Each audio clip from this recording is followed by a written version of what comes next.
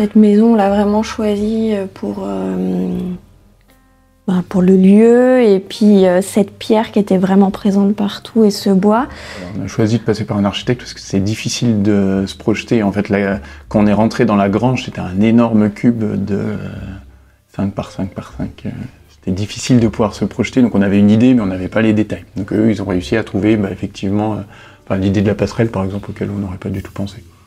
Et puis pour gérer aussi la gestion des entreprises, ces choses-là, on n'était pas sur place au début du projet. Donc pour nous, c'était impossible de pouvoir gérer tout ça. Quand on est tombé sur Atelier Zoo, on a déjà beaucoup aimé ce qu'ils faisaient. Ça répondait vraiment à nos critères et à ce qu'on recherchait. On les a contactés, ils ont été très réactifs. Tout de suite, ils sont venus, ils ont été avec nous dès le début, avant même d'acheter la maison, en fait, où ils ont pu nous conseiller. Et on s'est dit, on veut travailler avec eux. Un gros point quand même avec la hauteur qu'on a, d'un point de vue insonorisation. C'est optimal avec des enfants ou quand on a des grands repas dans la pièce. C'est pas un brouhaha permanent, tout le monde s'entend et ça c'est vraiment chouette. Ça c'était à la limite ça a été un gros avantage de travailler avec Atelier Zoo. Nous on avait cette idée bois, et effectivement dans les meubles etc. on a ramené soit plein de vieux meubles, soit des meubles nouveaux, mais en essayant de retrouver le bois brut. Et puis le choix du plafond en fait c'est un choix pas esthétique, c'est un choix acoustique pur. Et finalement on retourne nous sur ce côté esthétique aussi du bois. À l'Atelier Zoo, on se répartit les projets en fonction des affinités, et puis des affinités de chacun, puis en fonction des disponibilités, évidemment. Là, c'est Léonie Dumas qui a travaillé sur ce projet, autant en conception qu'en suivi de chantier. Elle travaille maintenant chez Aptomei, mais c'est elle qui a suivi l'ensemble de ce chantier avec l'entreprise Jouan, et voilà, c'était vraiment son bébé quand elle était à l'Atelier Zoo. Enfin, nous, on est très contents parce que c'est vrai que c'est une maison qui est typique du coin, ferme typologique du plateau du Jura. Et là, il y avait vraiment l'idée donc là, on a rénové la partie grange. On avait une partie habitation d'un côté, une partie grange de l'autre côté. Il y avait un appentis côté jardin. Qu'on a démonté. Ça a été entièrement démonté. C'était l'ancienne écurie, je pense. Qui occultait complètement la vue sur le jardin. Donc déjà, ça a été tout le travail de enlever tout ce qu'il y avait autour pour retrouver la bâtisse originelle typique du Jura. Et puis après, dans cette structure de grange, on avait vraiment le pont de grange central toute hauteur, qui était très très beau, avec de chaque côté, moi ce que j'appelle un peu les bas-côtés, quoi, les bas-côtés qui étaient pour stocker du matériel agricole, puis de l'autre côté stocker des bestiaux, et par-dessus le foin pour isoler tout ça, puis pour avoir de quoi tenir l'année.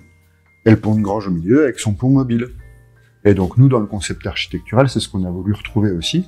Ça correspondait complètement au programme des clients. On a retrouvé cette structure de maison très typique, la mettre en valeur, avec la travée centrale qui est en double hauteur, le pont de grange qui est réinterprété avec la passerelle qui le traverse, et puis les deux bas-côtés qui contiennent toutes les fonctions servantes, avec d'un côté un bureau, une chambre et une salle de bain au milieu. Et puis au-dessus deux chambres, une salle de bain, puis de l'autre côté, on est ici dans le salon, à côté il y a la cuisine, puis au-dessus une chambre et une salle de jeu pour les enfants. Et puis donc on a un solivage apparent sur toute la partie intérieure, avec un traitement des plafonds qui est différent selon les espaces. Il y a un plafond acoustique dans la pièce de vie. La pièce de vie, elle fait un peu cathédrale.